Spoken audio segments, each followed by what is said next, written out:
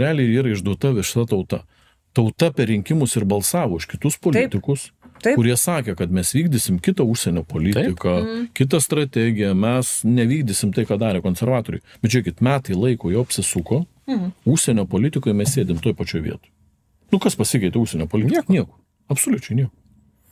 Tai va čia dar yra vienas ministras, kuris priklauso, aišku, prezidentūrai, kuris realiai daro va tą sabotažą vyriausybę. Aš visiškai nesuprantu, kam reikėjo prezidentui 3 ministerijų, jeigu visose... Jis pasiėmė svarbiausias. Taip, jisai pasiėmė svarbiausias, bet jeigu jisai vykdytų politiką ten, jisai priešingai, jisai apolitika. Nu, jis tęsia konservatorių politiką tose ministerijose. Bet žinot, aš kaip sakau, yra dar kita išeitis. Ministerijos turi vykdyti Seimo įpareigojimus. Ar tai būtų nutarimas, ar įstatymas, ar kiti dalykai. Tai dabar reikės eiti kitų kelių. Nutarimas Seimo, kuris privaloma vykdyti, atstatyti per metus santykius su Kinija. Nutarimas atstatyti tranzitą. Teisme, jeigu jau ministras viską sabotuoja, kaip sakant, viską kenkia, tada reikia eiti per kitą galą. Seime paimam nutarimą. Ne, tai palaukit, valdantieji virš 80 turiu, tai kaip gali neužtekti? Bet tada klausimas, ar yra politinė valia. Tai va, čia yra esmė. Ir čia mes grįžtame prie pradinio klausimo. Mes pradėjome nuo to, kad Dovilė Šakalienė surengė sabotažo aktą prieš vyriausybę, prieš premjerę, Bet realiai prieš visą Lietuvą. Prieš visą Lietuvą. Surengė sabotažą, mėgindama išsimušti savo daugiau lėšų. Dar 300 milijonų. Jo, kurias jinai naudoja ne pagal paskirtį. Ir panašu, kad jai pavyko. Jo. Ir ten yra nesutvarkytas yra visiška betvarkė ir vogimas. Jeigu vogimu laikyti atidavimą didelės dalies, tų pinigų tarpininkams. Aš nesuprantu, kodėl tarpininkai, kokie Taiklų LT, turi iš to pelnytis, jeigu jinai perparduoda kitų konkursų dalyvių darbą. Bet žinot, man aš kaip, per COVID-ą, kai teko dirbti, tada buvo vagimo sinonimas COVID-as. Esmė, pavadink COVID-u, bet kokią priemonę, nešk kiek nori. Valstybės kontrolė pasakė, nėra pateisimo. Dabar tas vagystė pakeitė pavadinimą. Nebe COVID-as vadinas, o gynyba vadinas. Ir vėl važiuoja viskas tas pats. Ir žinot, man įdomiausia, mes komitete svarstėm valstybės skolą, kam palūkanas mokam ir visa kita. Ten buvo labai, uždavėm tokį klausimą, ar BlackRockas skolina Lietuvai? O tokį paprastą klausimą. Ar BlackRockas pelnos iš Lietuvos skolos? Sako taip. Tai žinot, aš dabar ir žiūriu, žiūrėkit, BlackRockas iš Lietuvos skolos pelnosi, iš gynybos pelnosi, iš farmacijos pelnosi, iš visų dalykų, kur daugiausiai pinigų, tokia korporacija pelnos. O kodėl mes ją įsileidžiam iš to? Tai mes įleidžiam. Ir žinot, tame posėdė apie paskolas mes uždavėm kitus klausimus. Kitos valstybės ką daro? Jis stengiasi skolintis iš savų žmonių, iš savos tautos ir kad palūkanas liktų valstybė. Ne BlackRockas išsivežtų, kaip sakant, tas visas palūkanas toli, o liktų valstybė. Ir buvęs Lietuvos banko vadovas, ne vadovas, darbuotojas labai gerai paklausė, sako, mes apie tai kalbame 20 metų. Kad padarykim vieno mygtuko paspaudimu. VMI atidaro sąskaitą, dedu indėlį į valstybę. Ir tu padarai pavedimą, kaip į VMI mokesčių susimokėti. Ir tu nusprendi 6 mėnesiam, metam, 1,5, 2, kiek nori. Ir valstybė tau mokėtų tokias palūkanas, kiek moka rinkoje. Sakykim, kokia yra rinkoje. Ir žiūrėkit, žmogus patenkintas, jiems Svetbankių nereiktų už 0,5 procentų indėlį dėti ar už 1 procentą. Pavyzdžiui, kaip šiai dienai galėtų gauti 3 procentus. Ir valstybė patenkinta, gauna pinigus, kaip sakant, savo reikmėm.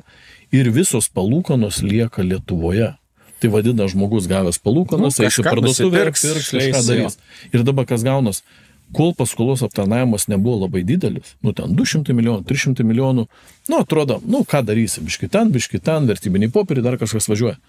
Bet kai jis pradeda lipti į milijardą, tai ką reiškia milijardą išsiųsti į užsienį, ar milijardas lieka Lietuvoje?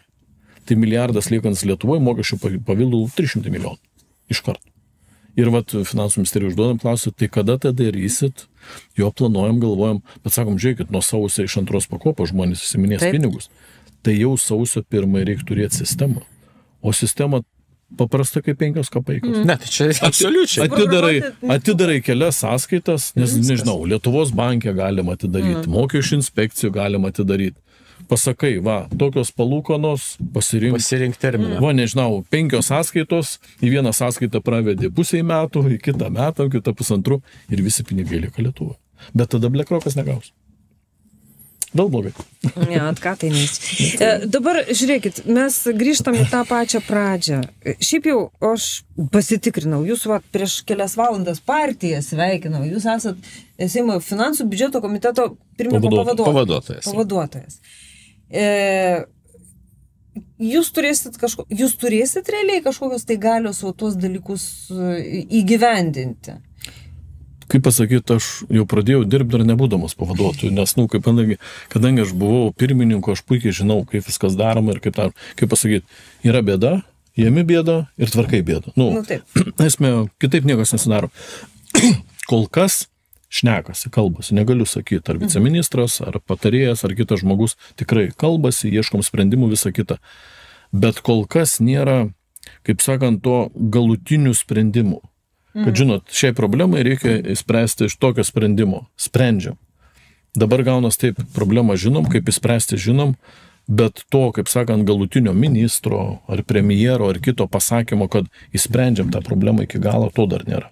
Tai dabar aš, kaip sakant, vieną problemą išanalizuoju, tai sprendimo būdas aiškus, pasidedu į šoną, tada kitą pasidedu į šoną ir jau kai pradės man strikt visi sprendimai, kaip sakant, tada jau turbūt eisiu pas premjerę, kitur eisiu arba pas ministrus, kad padarom iki galo. Nes matot, kokia yra situacija, ministerijose, praeitą kadenciją, tai buvo plaukimas pasroviui visiškas. Niekam nieks neįdomu, visiems vienodai kas vyksta, tik reikaliukus tvarkėsi. Tai dabar jau turi eiti ir kiek traukti laukant problemos, kurios buvo nespręstos 4 metus, dabar turi eiti traukti laukan ir spręsti. Tai, pavyzdžiui, dabar ekonomikos ministerijos tenka būti ir kitur būti, eini, ieškai sprendimų būdų. Reikia dirbti. Bet realiai taip turėtų dirbti visos ministerijos, visi ministrai, visi viceministrai, visi kiti. Kiek jūs duodat, čia per tą chaosą, kuris vyksta, mes dar nešnekėjom, čia dabar mums pagrindinis, žinokite. Šiandien, Vytautas Landsbergis davė užduotį. Užduotis iš tikrųjų yra atskirsti. Dabar Nemuno aušrą, jūsų neliečia. Į Nemuno dumblą. Jisai pasakė, Nemuno dumblas turi eiti lauk. Ir kad visuomenė subrendo, vadinasi, taip turi būti. Tai yra viena partija turi būti eliminuota iš valdžios. Čia Vytautas Landsbergis.